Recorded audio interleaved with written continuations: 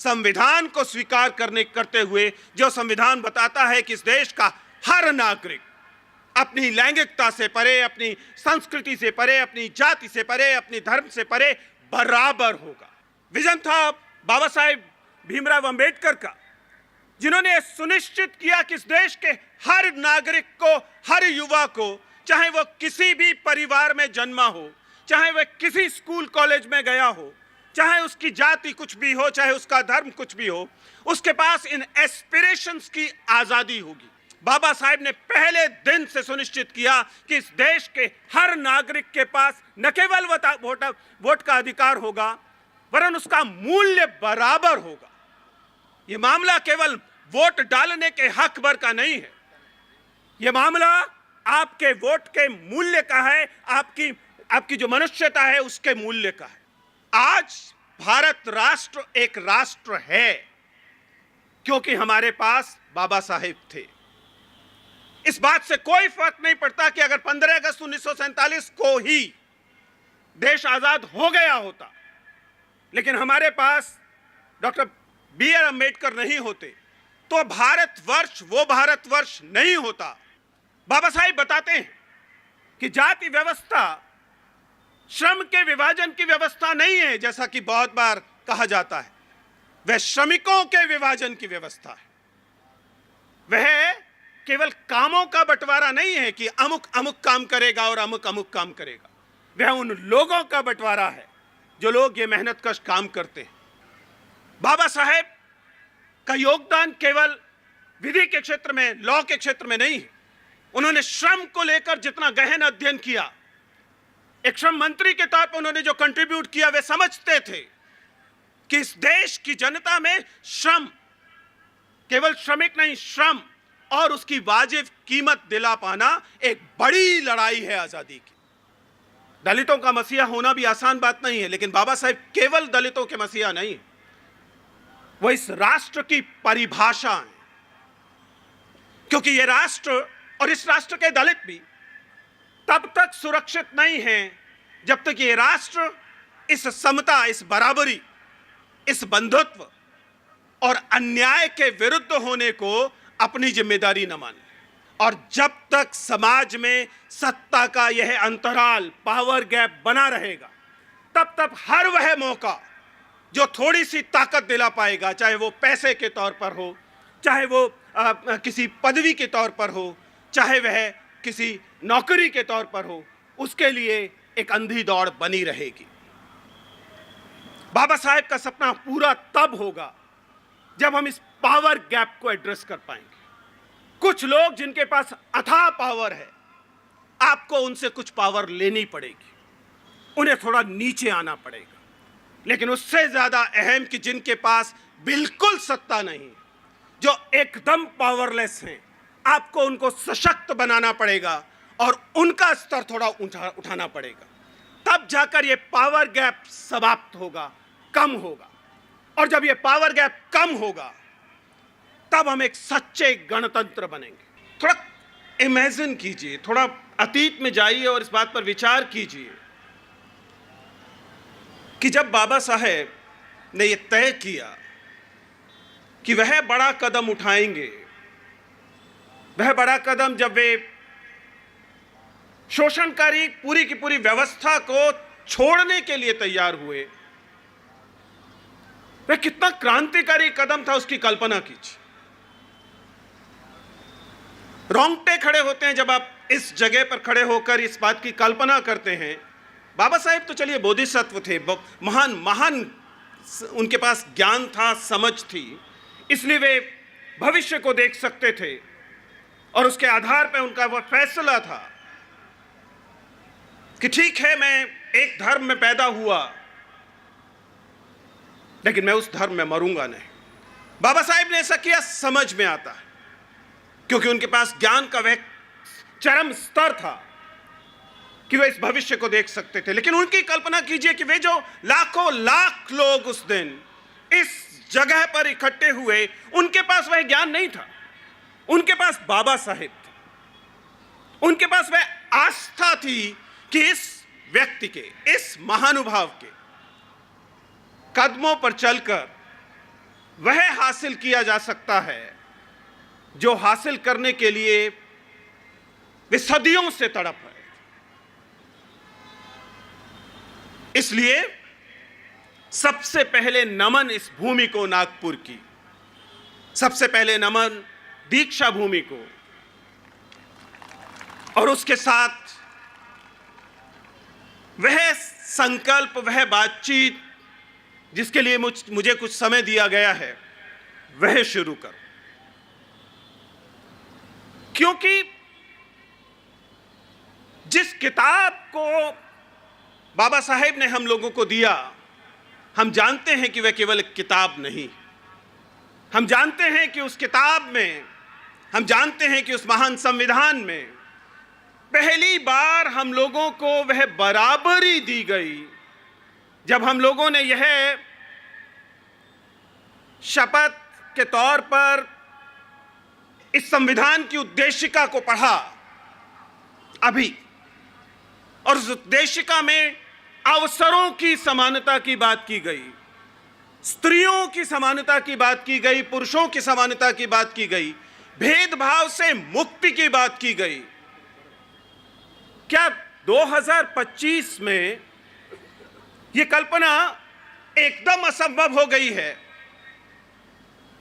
कि यह जो बराबरी थी, यह बराबरी, शोषण से मुक्ति अनायास नहीं मिल गई। यह शोषण से मुक्ति खैरात में नहीं मिल गई। यह शोषण से मुक्ति संघर्ष से मिली और एक पूरी की पूरी यात्रा से मिली। इसलिए आयुष्मती बनर्जी जब याद दिलाती हैं कि क्या हम उस बराबरी को कायम रखने का कॉल पूरा कर पा रहे हैं, तो हमें इसे गंभीरता से लेना चाहिए। इस देश का कोई भी नागरिक किसी भी किस्म से अगर अपने आप को गैर बराबर मानता है या उसे यह गैर बराबर मानने के लिए मजबूर किया जाता है, उसे यह एहसास कराया जाता है कि आप कमतर नागरिक हैं, तो समझ जाइए कि हम बाबा साहेब को दिए गए अपने वायदे से मुकर रहे हैं। हम एक नागरिक के तौर पर असफल हो रहे हैं। अगर इस देश का कोई भी नागरिक, वो किसी धर्म से आता हो, वो किसी जाति से आता हो, वो किसी क्षेत्र से आता हो, वो आदिवासी हो या वह महानगर में रहता हो, या उसकी कोई भी सांस्कृतिक, सामाजिक, राजनीतिक पहचान हो, लेकिन अगर वह इस देश का नागरिक है और उसे एहसास कराया जा रहा है, एहसास करने के लिए मजबूर किया जा रहा है कि उसे अपने आप को कमतर नागरिक मानना है, तो यह केवल एक समुदाय की हार नहीं है, यह हमारे उस कॉल की, हमारे उस वायदे की हार है जो हमने बाबा साहेब को दिया है, उस संविधान को स्वीकार करते हुए, जो संविधान बताता है कि इस देश का हर नागरिक अपनी लैंगिकता से परे, अपनी संस्कृति से परे, अपनी जाति से परे, अपनी धर्म से परे बराबर होगा। यह बराबर अवसर में होगा, यह बराबर न्याय में होगा, यह बराबर दरअसल वह हर क्षेत्र में होगा। मेरे परिचय में आप लोगों को बताया गया, उम्मीद है आप लोगों ने कुछ वो छोटे छोटे 15-20 सेकंड वाले या 2-4 मिनट वाले वो रील्स और वीडियोस देख डाले होंगे। मैं जब बात करता हूं उन तमाम जगहों पर, वीडियोस में और दूसरी जगह पर, उन सपनों की, उन एस्पिरेशंस की, और यहां मैं संबोधित कर रहा हूं उस युवा शक्ति को जो मेरे समक्ष मौजूद है। यह जो अवसर है, यह कल्पना कि आज एक कोई भी बालक जो नागपुर में बैठा हुआ है, आजमगढ़ में बैठा हुआ है या पोर्ट ब्लेयर में बैठा हुआ है, उसके पास ये हक है कि वो एक 200 या 400 या 150 रुपए का फॉर्म भरेगा और उसके बाद वह इस देश की सबसे बड़ी नौकरियों के लिए एलिजिबल होगा। वह उम्मीद कर सकेगा, सपना ले सकेगा कि एक दिन डिस्ट्रिक्ट मैजिस्ट्रेट बनेगा। यह आसानी से मिला हुआ हक नहीं है। यह, हम एक लोकतंत्र हैं, लेकिन लोकतंत्र के साथ साथ हम एक गणतंत्र हैं, हम एक रिपब्लिक हैं, और हमारा रिपब्लिक बनना खैरात में नहीं दिया गया है, कि चैरिटी नहीं थी कि चलिए भारत को रिपब्लिक बनाते हैं। एक बड़ा संघर्ष था और विजन था बाबा साहेब भीमराव अंबेडकर का, जिन्होंने यह सुनिश्चित किया कि इस देश के हर नागरिक को, हर युवा को, चाहे वह किसी भी परिवार में जन्मा हो, चाहे वह किसी स्कूल कॉलेज में गया हो, चाहे उसकी जाति कुछ भी हो, चाहे उसका धर्म कुछ भी हो, उसके पास इन एस्पिरेशंस की आजादी होगी।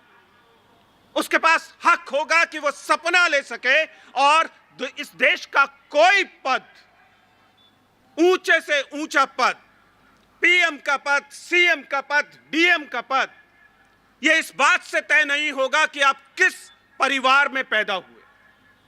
यह इस बात से तय होगा कि आप उसके लिए योग्य थे, आपने प्रतियोगिता की और आप उस जगह तक पहुंचे। आप सबके पास यह हक है, यह संयोग नहीं है। यह बहुत श्रम से, बहुत त्याग से, बहुत बलिदान से हासिल किया गया एक शानदार उपहार है, जिसे हासिल करने में पश्चिम के बड़े बड़े देशों को सेंचुरीज लगी, शताब्दियां लगी।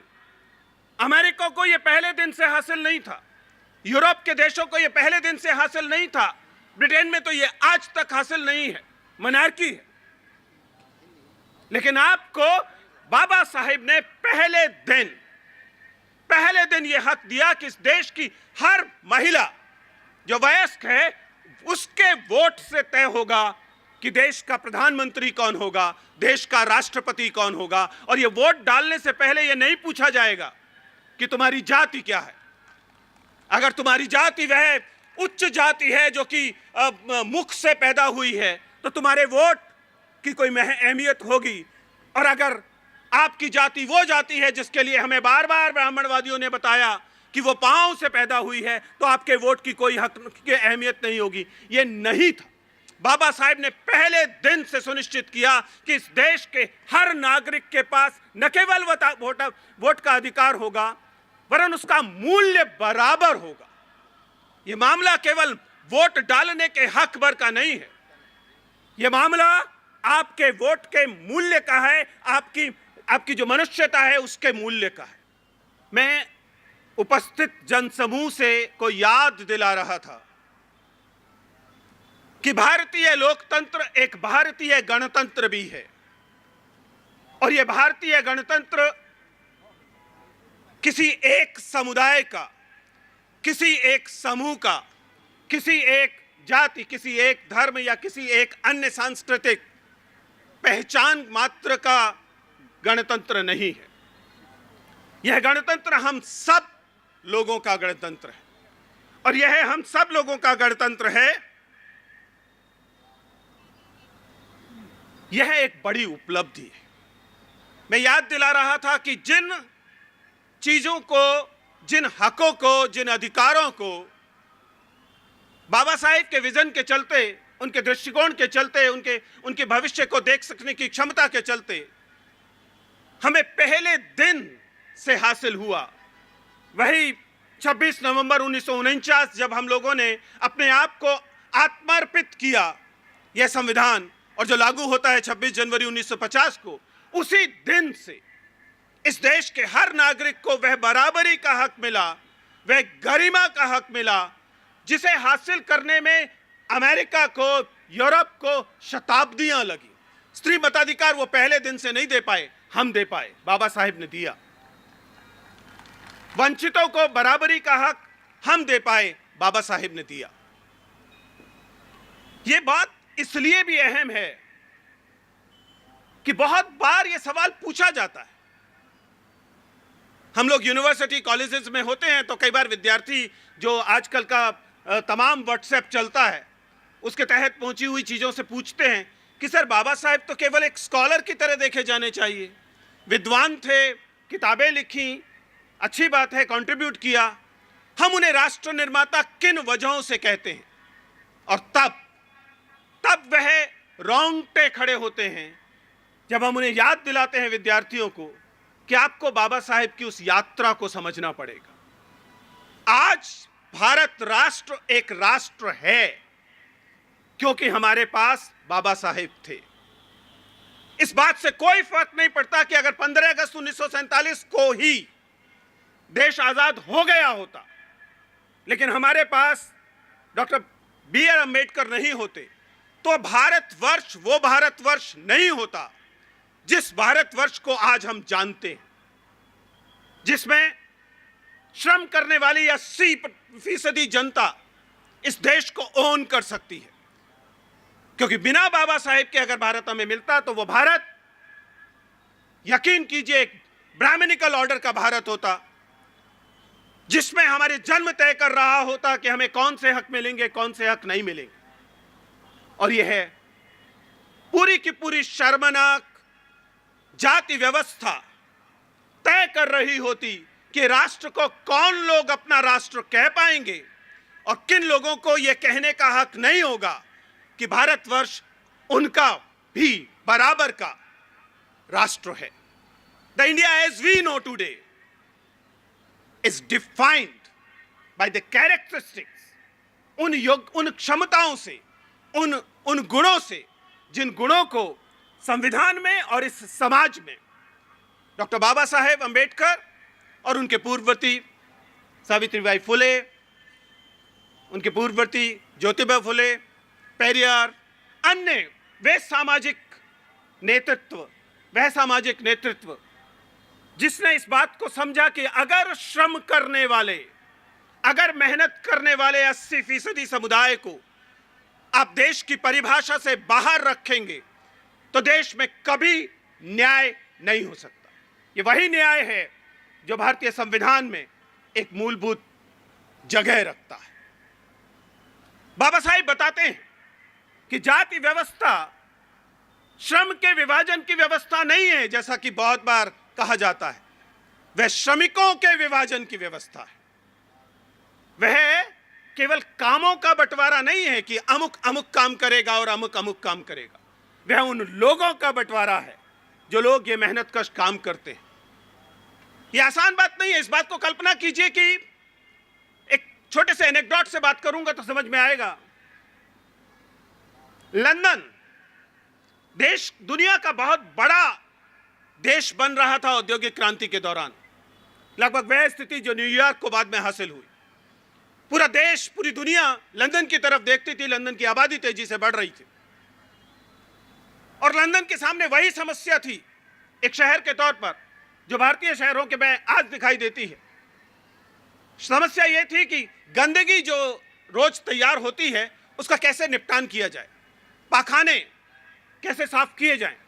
वहां पर भी पाखाने उस समय वैसे ही साफ होते थे जैसे कुछ साल पहले तक आपको भारत में दिखाई देते थे। एक व्यक्ति आता था और आपका मल अपने सर पर उठाकर एक लकड़ी की बास्केट में लेकर जाता था और उसको कहीं जाकर उसका निपटान किया जाता था। इससे थेम्स नदी जो है वह प्रदूषित हो रही थी। लेकिन सबसे बड़ी समस्या यह थी कि इस काम को करने के लिए लोग तैयार नहीं थे।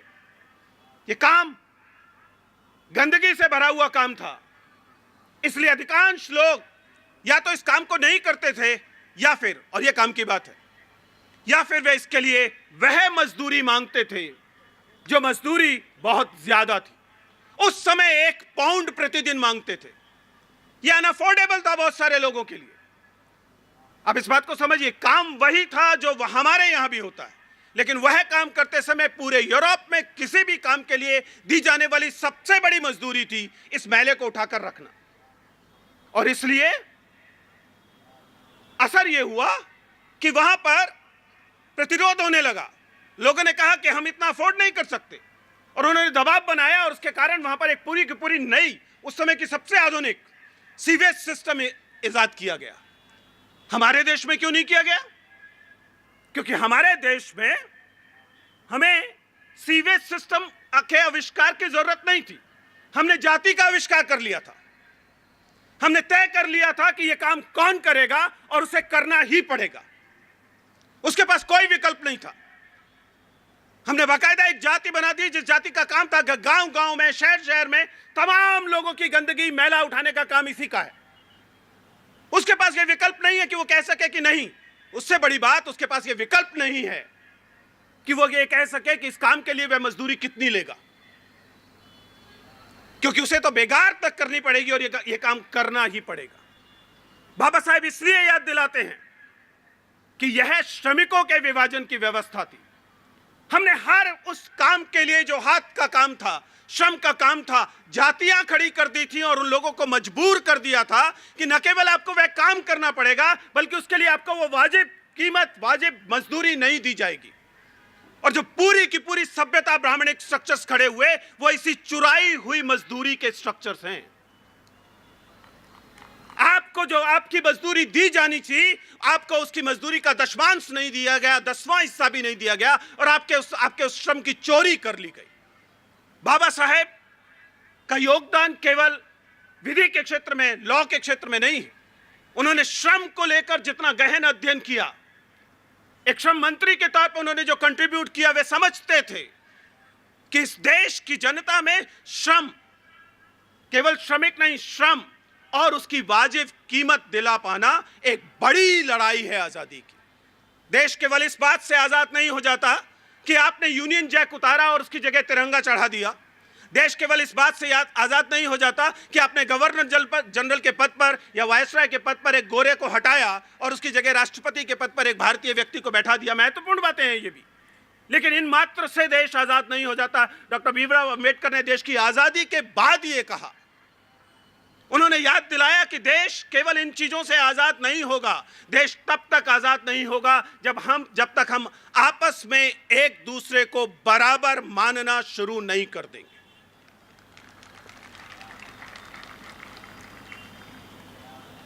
ये बराबरी, ये समता हमने एक किताब भर से हासिल नहीं की है। हमने ये समता आपस में जो बंधुत्व है उससे हासिल की है। हमने विजनरीज, डॉक्टर भीमराव अंबेडकर जैसे विजनरीज, उनके विजन से हासिल की है।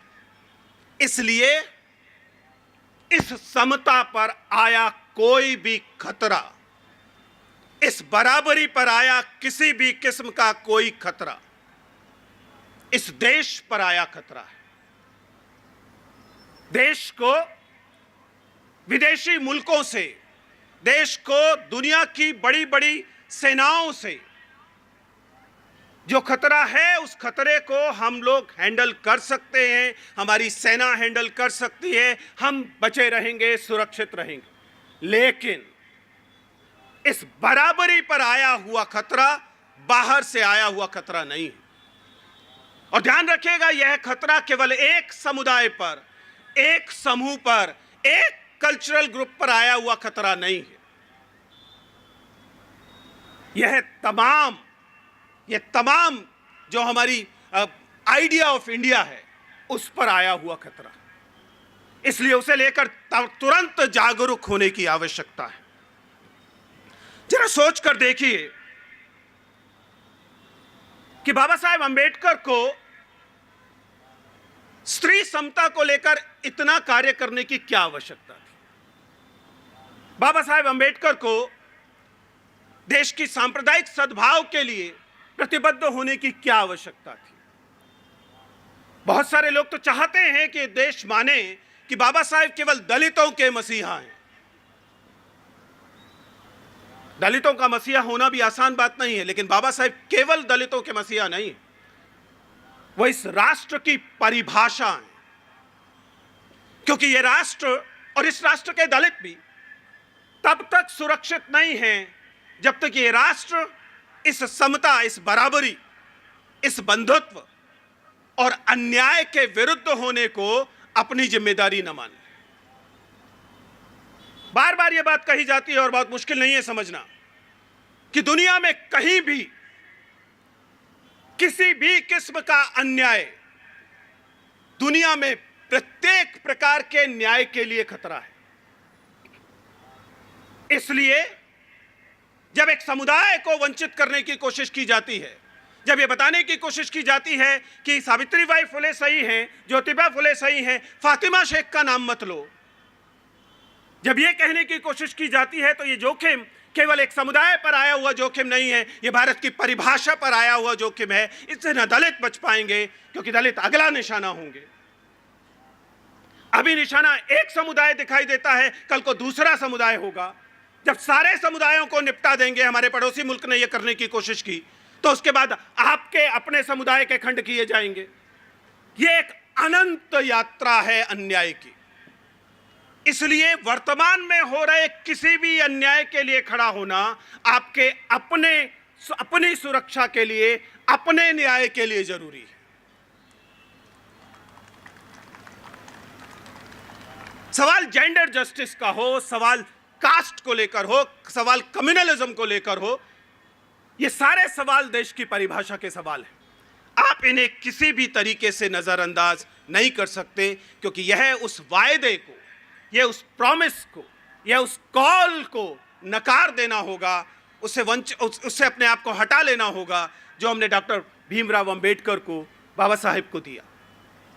बाबा साहेब के लिए ये लड़ाई आसान थी क्या? हम जिन संघर्षों में आज शामिल हैं अहम हैं, लेकिन हमारे पास लड़ने के लिए कानून है, संविधान है। डॉक्टर भीमराव अंबेडकर जब अपनी यात्रा शुरू कर रहे थे तो उनके पास तो डॉक्टर भीमराव अंबेडकर भी नहीं थे कोई किसी पुरखे की तरह।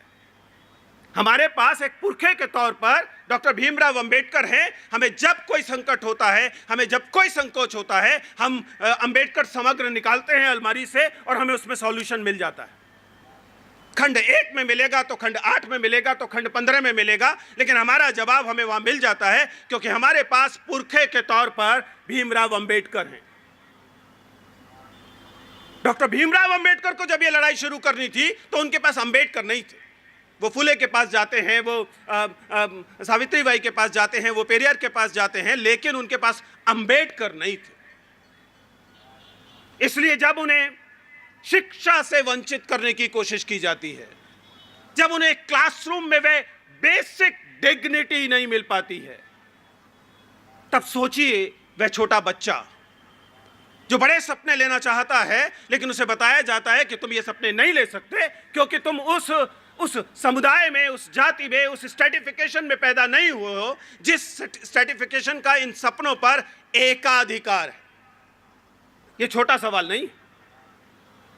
आप लोगों ने मुझे यूपीएससी के वो इंटरव्यूज लेते हुए देखा है, मॉक इंटरव्यूज।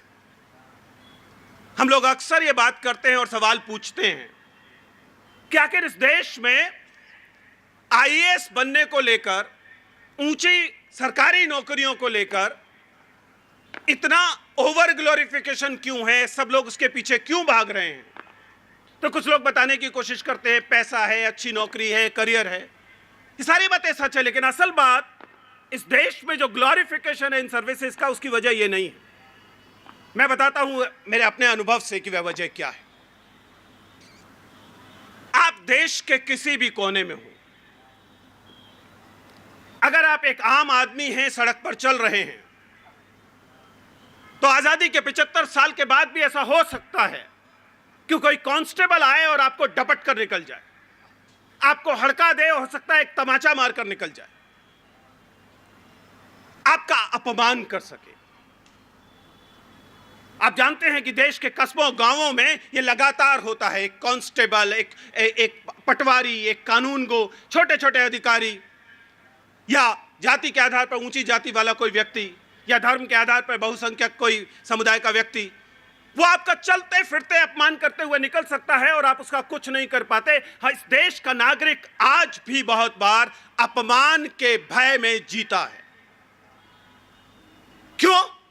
क्योंकि जो डिग्निटी संविधान ये कहता है, जो गरिमा ये संविधान ये कहता है कि हर व्यक्ति को पैदा होने के साथ ही एक नागरिक होने के कारण मिलनी चाहिए, दुर्भाग्य से एक राष्ट्र के तौर पर हर व्यक्ति को वह गरिमा बराबर तौर पर हम नहीं दे पाए। ऐसे में किसी भी व्यक्ति को लगता है कि घर में अगर एक डीएम हो, घर में अगर एक एसडीएम हो, तो कांस्टेबल न केवल मेरी बेइज्जती नहीं कर पाएगा, मेरे परिवार में किसी की तरफ आंख उठा के नहीं देख पाएगा, बल्कि परिवार छोड़िए रिश्तेदारों तक का कोई इम्यूनिटी, इंसुलेशन मिल जाएगा इस अपमान से, इस गरिमाहीनता से। जो गरिमा हमें प्रत्येक नागरिक को पैदा होते ही देनी थी, मनुष्य होते के कारण देनी थी, हम देने में पूरे सफल नहीं हो पाए। कई स्वस्थ लोकतंत्रों में प्रत्येक व्यक्ति को यह गरिमा पहले दिन से मौजूद होती है, इसलिए वह उस पावर गैप को नहीं महसूस करता और इसलिए उसे डीएम की नौकरी के पीछे, एसडीएम की नौकरी के पीछे, पुलिस इंस्पेक्टर या सब इंस्पेक्टर की नौकरी के पीछे भागने की आवश्यकता नहीं होती, क्योंकि गरिमा की चिंता नहीं। उनके लिए ये सारी चीजें केवल एक रोजगार रह जाती हैं। लेकिन भारत जैसे देश में, चूंकि हमारे यहां लगातार अपने से नीचे कहे जा सकने वाले व्यक्ति का अपमान करना कर्तव्य की तरह सिखाया गया है। लोगों को एक कर्तव्य की तरह सिखाया गया कि तुम पुरुष की तरह पैदा हुए हो, इसलिए सड़क पे कोई लड़की दिख जाए तो उसके प्रति तुम्हें फिक्रेबाजी करनी। तुम अमुक जाति में पैदा हुए हो, इसलिए कोई आपसे अपने से निम्न जाति का कही जाने वाली जाति का व्यक्ति मिल जाए तो आप उसका अपमान कर सकते हैं, आपका कुछ नहीं होगा। ये जो बेसिक सेंस ऑफ डिग्निटी है, ये जो आधारभूत एकदम बेसिक जरूरत है किसी मनुष्य की गरिमा से जी पाना, जिस दिन हम ये सुनिश्चित कर देंगे, विजेंद्र चौहान की जरूरत खत्म हो जाएगी। आप उनके वीडियो देखना बंद कर देंगे, क्योंकि ये ग्लोरिफिकेशन नहीं बचेगा कि आईएएस बन गए तो जिंदगी सुधर गई। हर किसी की जिंदगी सुधरी हुई होगी, लेकिन चूंकि समाज में पावरलेसनेस है, एक पावर गैप है, कुछ है जिनके पास तमाम पावर है, उनकी शादियों में विदेशों से रहने वाले सेलिब्रिटीज आते हैं और नाचते हैं। वे तमाम लोग जिनके पास गरिमा के लिए आप जाते हैं, वे अपनी गरिमा छोड़कर उन शादियों में नाचने पहुंचते हैं, उनको चिंता नहीं है। लेकिन एक आम व्यक्ति अभी भी इस पावर गैप में है, और जब तक समाज में सत्ता का यह अंतराल, पावर गैप बना रहेगा, तब तक हर वह मौका जो थोड़ी सी ताकत दिला पाएगा, चाहे वो पैसे के तौर पर हो, चाहे वो किसी पदवी के तौर पर हो, चाहे वह किसी नौकरी के तौर पर हो, उसके लिए एक अंधी दौड़ बनी रहेगी। बाबा साहेब का सपना पूरा तब होगा जब हम इस पावर गैप को एड्रेस कर पाएंगे। Power gap because of gender, power gap because of class, because of caste. इनमें से किसी भी वजह से यदि आप में और आपके साथ वाले व्यक्ति में सत्ता का अंतराल है, तो यह सत्ता का अंतराल इस लोकतंत्र के लिए एक खतरा है। यह आपको दोनों तरह से करना होगा। कुछ लोग जिनके पास अथाह पावर है, आपको उनसे कुछ पावर लेनी पड़ेगी, उन्हें थोड़ा नीचे आना पड़ेगा। लेकिन उससे ज्यादा अहम कि जिनके पास बिल्कुल सत्ता नहीं, जो एकदम पावरलेस हैं, आपको उनको सशक्त बनाना पड़ेगा और उनका स्तर थोड़ा उठाना पड़ेगा। तब जाकर ये पावर गैप समाप्त होगा, कम होगा। और जब ये पावर गैप कम होगा, तब हम एक सच्चे गणतंत्र बनेंगे, तब हम एक सच्चे लोकतंत्र बनेंगे, तब हम बराबर के समाज बनेंगे। एक समाज के तौर पर हमें ये बात याद रखनी पड़ेगी। मैं इस बात को लेकर इतना पैशनेट क्यों हूं कि हमारे समाज में अलग अलग तबकों के लोग, अलग अलग समुदायों के लोग, अलग अलग एथनिसिटीज के लोग, अलग अलग ट्राइबल्स, अलग अलग किस्म की जनजातियां, अलग अलग किस्म की जातियां को एग्जिस्ट करनी चाहिए। क्यों जरूरी है? यह इसलिए जरूरी है कि जिस दिन आपने इस डाइवर्सिटी को अपनी कल्पना से, अपने समाज से, अपने देश से निकाल दिया, बहिष्कृत कर दिया, उस दिन सबका अस्तित्व संकट में आ जाए। यह केवल उन लोगों का अस्तित्व संकट में नहीं डालेगा जो अक़लियत में है, जो अल्पसंख्यक हैं। देखिए दुनिया के सबसे ताकतवर मुल्क अमेरिका में क्या हो रहा है। अमेरिका के राष्ट्रपति घोषणा करते हैं लगभग कि जैसे चलता आ रहा था डाइवर्सिटी का खेल नहीं चलेगा, डाइवर्सिटी में बहुत पैसा लगता है, डाइवर्सिटी में लूट होती है। ये सारे सुने सुने वाक्य हैं। हमारे देश में ये सारे वाक्य आरक्षण को लेकर दिए जाते हैं। आरक्षण इनकम्पिटेंट लोगों को आगे ले आता है, आरक्षण गैर बराबरी लाता है, आरक्षण जातिवाद फैलाता है। ये ठीक वही वाक्य हैं जो वाक्य जाति की जगह पे नस्ल रख दीजिए तो अमेरिका में आज सुनाई दे रहे हैं। यानी कि ये जोखिम, ये खतरा केवल देश पर आया खतरा नहीं है, ये दुनिया की डाइवर्सिटी पर आया खतरा है। इसलिए इस लड़ाई को भारत को एक अगुवा बनकर आगे लेकर जाना पड़ेगा। मुझे बहुत जरूरी जान पड़ता है, खासतौर से युवाओं को संबोधित हूं, कि जब आप देश के किसी भी इदारे में, किसी स्कूल में, किसी कॉलेज में, किसी आईआईटी में, किसी नौकरी में सपना लेते हैं वंचित होने के बावजूद वहां पहुंचने का, तो आप केवल अपनी जिंदगी नहीं सुधार रहे होते, आप इस देश में नागरिक होने के नाते आपको जो दायित्व दिया गया इस संविधान द्वारा, आप उसे पूरा कर रहे होते। आपका कर्तव्य है कि यदि आप वंचित समुदाय से आते हैं तो देश के ऊंचे पदों को, देश की ऊंची जो महत्वपूर्ण जो गतिविधियां हैं उन पर अपना दावा, अपना क्लेम पेश कीजिए। डर मत जाइए। आपको हक है कि आप तय करें कि आप सीए बनेंगे, आपको हक है कि आप तय करें कि आप आईएएस बनेंगे, आपको हक है कि आप तय करें कि आप इस देश में एक नेता बनेंगे। जब भी आपको यह एहसास कराया जाता है कि नहीं, आप कमतर हैं, आपको यह हक नहीं है, तब आपसे इस देश का कुछ हिस्सा छीन लिया जाता है और यह देश भी थोड़ा सा वंचित हो जाता है। यह डाइवर्सिटी हर इदारे में हर तरह के लोग होने चाहिए। अगर आपके इदारे में केवल एक धर्म के लोग हैं, अगर आपके एक संस्थान में केवल एक समाज के लोग हैं, आपके संस्थान में केवल एक लैंगिकता के लोग हैं, केवल स्त्री हैं या केवल पुरुष हैं, तो आप उस जोखिम को बढ़ा रहे हैं, जोखिम, जो खतरा देश के सामने है। इसलिए मैं आपसे गुजारिश करता हूं कि इन सपनों को मत छोड़िए। आपका सपना लेना भारत को भारत बनाता है। आपका सपना लेना वह वादा है जो आपने बाबा साहेब के संविधान से किया है, डॉक्टर अंबेडकर से किया है। इन शब्दों के साथ मैं आपका शुक्रगुजार हूं। मैं दीक्षा भूमि का शुक्रगुजार हूं, मैं आयोजकों का शुक्रगुजार हूं, मैं उन तमाम पुरखों का शुक्रगुजार हूं जिन्होंने यह मौका दिया कि दूर दिल्ली में बैठा हुआ कोई हिंदी का शिक्षक आप लोगों को संबोधित कर सके और अपनी चिंताओं से, अपने सरोकारों से आपको अवगत करा सके, आपसे सीख सके। मंच पर विराजमान अध्यक्ष जी, तमाम लोग और आप सब लोगों को फिर से बहुत बहुत शुक्रिया। जय भीम, जय भारत, नमो बुद्धाय।